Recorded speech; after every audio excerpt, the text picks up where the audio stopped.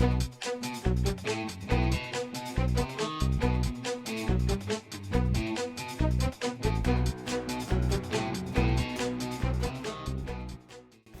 what's up, guys?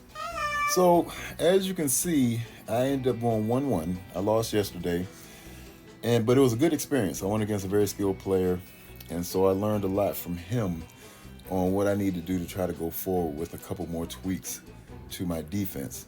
And so let's just take a look at the matchmaking here. So as you can see, Kolson has not dropped any rooms. He's extremely efficient. He's 85 mil, well over 3.8 mil STP, so he's a strong player. And here are my stats. So the couple changes I made on defense is I pulled the out of time in one, went back with Infinity Watch, mostly because room 4, I'm going with the out of time 3-piece Entangle Web. Yesterday, my room 4 team got one shot, he Cabaled it, so it's like, well, let me make this a little bit tougher with the not that out of time is making it tougher than Black Knight, Rogue, and Gambit if I were to put Tangle Web in there. I think this room is still just as tough with the 3-piece out of time and Tangle Web, which allows me to put Gambit and Rogue back into room 3 so I can have the Rogue Extreme. And the biggest reason for that is my opponent yesterday ended up using Masters of Evil on room 2. Now room 2 is the same, but now he has a choice. So is he going to use his Masters of Evil on 2? This is my next opponent or opponents in the future, or where they're traditionally used, which would be room 3. And so we'll see how that goes. Room 5 is the same and room 6 is the same. And so I just think it kind of it designates some key counters. There are fewer counters, and in this way I have a better chance of making a stance. Because ideally, my opponent, if I could get him to drop an attack, I'd be doing pretty good. The thing is he hadn't dropped any attacks at all.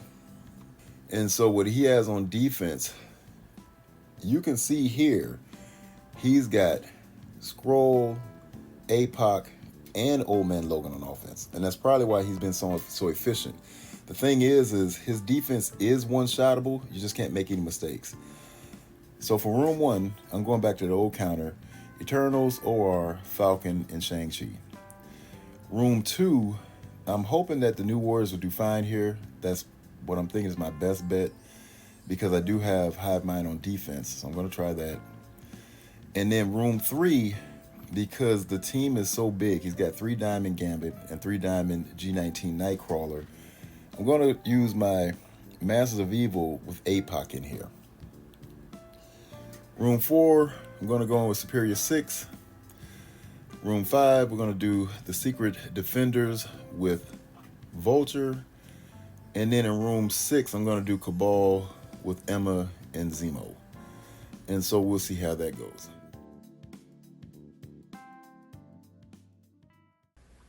So the first fight I want to do here was the Cabal against the Out of Time team. Mostly because I don't have the power that I like for damage with just having Emma, but I think she's pretty crucial for what I have left over to use with this team. So as you can see, Zemo is very reliable for getting the crit on the first move, but he is going to die. And the sequence is the same. You want to go in with Iron Patriots special, put that damage on the whole team, and then typically you follow with Namor's ult, and that really wrecks them. Now from here, it's just really about trying to get rid of Black Knight, and you see he's pretty low. And of course, when Cap taunts, you do what you can to him so you can get back over to Black Knight before Black Knight destroys your team. So this is where I made a costly mistake, and I thought Black Knight's ult was unavoidable, so I didn't think the blind would work. And I'm like, let's just get immunity and protect the team. The blind would work. His ult is not unavoidable.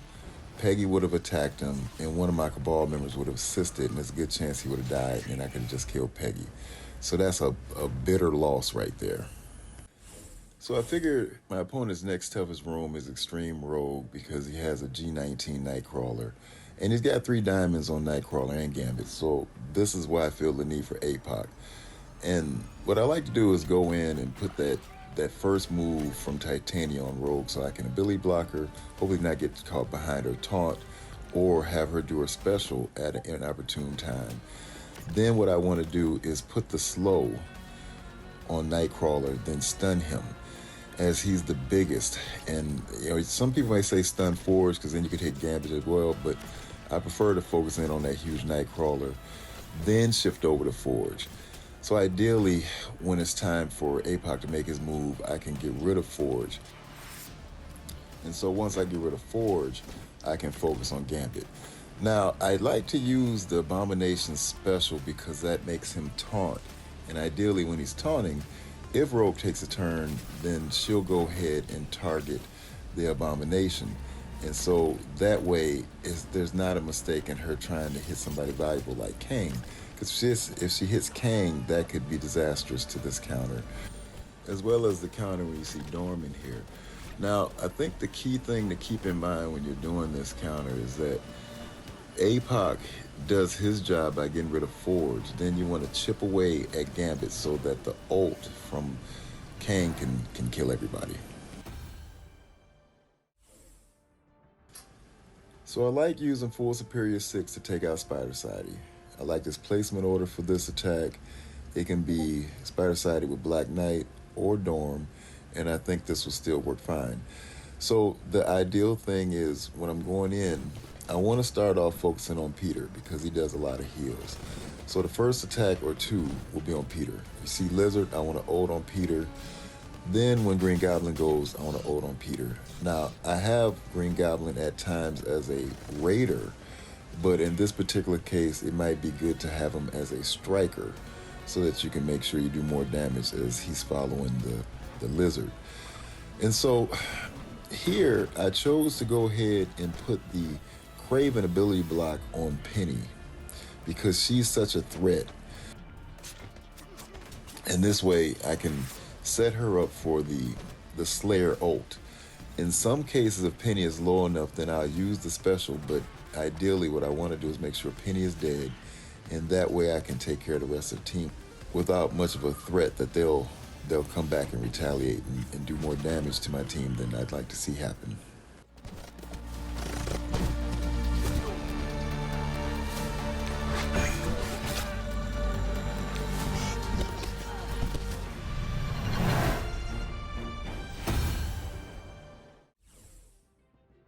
So when I see Hive Mind, the full team, my go-to counter now is Secret Defenders with Vulture. And I believe it was Sasquatch. He has this on the spreadsheet. This is where I got that from. And it's been very reliable in room 5. I think he did in room 1. But most likely, I think this can work in any room. And so, since Void Knight is the fastest, I want to go ahead and target him. That's the Ms. Marvel slow. Then I'm going to go in with the slow from Vulture. Then I want to stun the Void Knight with Black Cat. After I've done all that to Void Knight, I think I'm pretty safe to move on.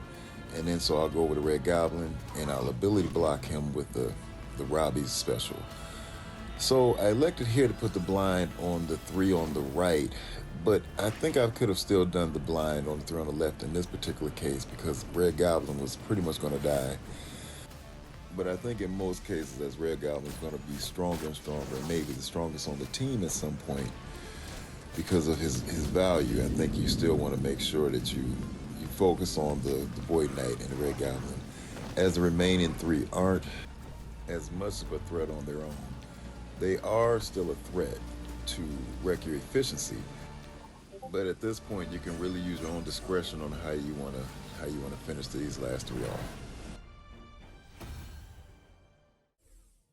So this team you see here is actually a very old counter, and I'm very thankful that Frosty also remembered it and he used it and it was put on the spreadsheet. I think the key thing to remember as people are using this counter, Pegasus is on defense now because most people are going to have a G19 Kestrel, and that may call for G19 Eternals to still be an effective counter. But it's just something to keep in mind as it may not be as successful once the Kestrel goes to G19.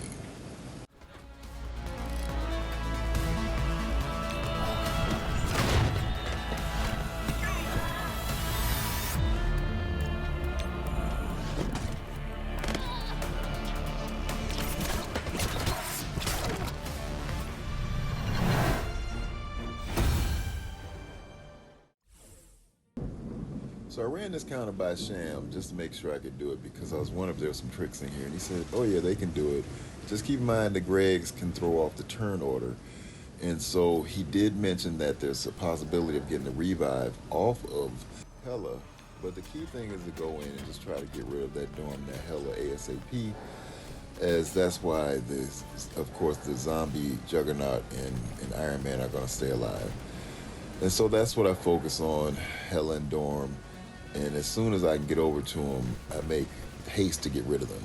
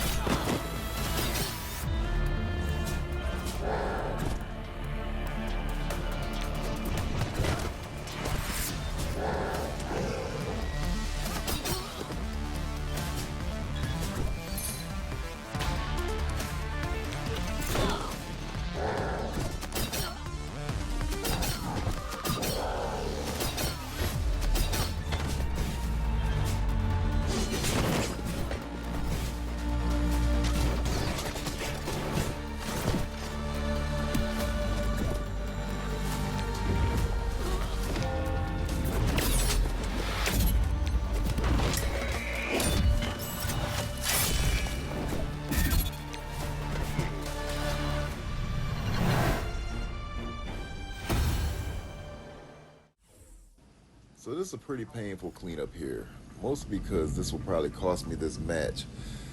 But there's still a lesson to be learned, and for me, since I know Hela has a good chance to die, it's like just use her ult and try to get as much damage out of her as possible.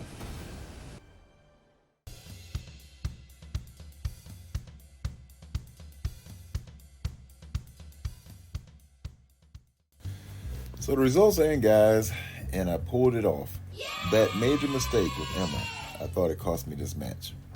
But let's take a look at my defense. So I think this is a good play now, Infinity Watch back in room 1. Because if guys run Pegasus on defense, then this is what they're stuck with. A lot of them are going to have to use a team like this to go in and try to win. And he won, but you can see the efficiency is exactly what we need if we're trying to be, if we're trying to win by efficiency. Here he got stuck, and I think this was just a risky team to take in, this Massive Evil with his old man Logan, and probably it just didn't go well at all, so he figured he'd save his Massive Evil for somewhere else. And then here, I mean, he did a great job on room 3, and so I think the combination of all my rooms makes this room a little bit tougher now. Perhaps a different setup, maybe New Warriors with Old Man Logan would have worked better. But at the end of the day, I don't think this is a terrible choice. I just think that it gets the efficiency that it got. And so, of course, he nuked this. This was a good choice. And this was a good choice. He went in and used his scroll here to get good efficiency on this team. So let's take a look at how this battle went with Apoc and the New Warriors.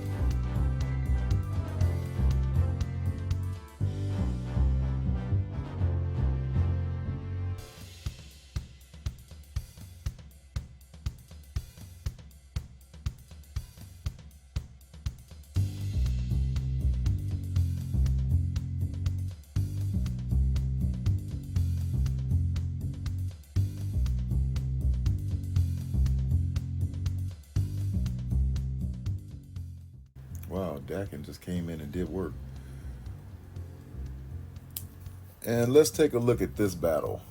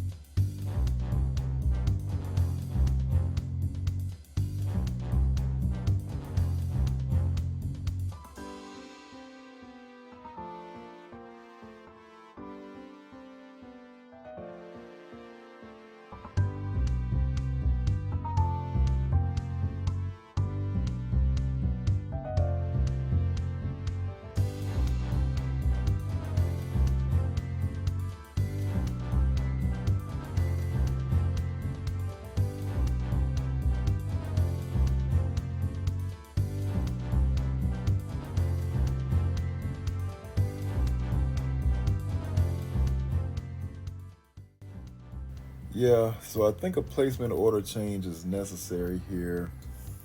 Let me just do it like this. I could see Cap being next to Black Knight being useful, but I like how that played out. We just need Weaver to be able to try to take her turn. But at the end of the day, guys, it worked out. Defense was strong enough to handle some things. So I get the win. Okay, guys, chat later.